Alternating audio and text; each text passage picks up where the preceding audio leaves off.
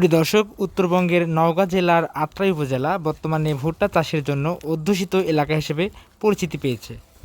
আমাদের হাইব্রিড ভুট্টার ক্ষেত পরিদর্শনের সময় দেখলাম ভুট্টার বাম্পার ফলন হয়েছে এবছর।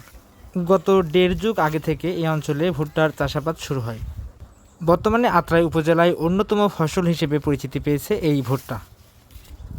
ভুট্টা চাষের শুরু থেকে ফসল সংগ্রহ করা পর্যন্ত বেশ কিছু প্রক্রিয়া থাকে। ভুট্টার জমি থেকে খোসা ছাড়িয়ে ভুট্টা সংগ্রহ করা হয়, এরপর সেটি মেশিনে মাড়াইয়ের মাধ্যমে কাঁচা এবং শুকনো অবস্থায় বিক্রয় করা হয়। বর্তমানে তীব্র তাপদাহ সহ্য করে এই ভুট্টা সংগ্রহ করছেন কৃষকগণ।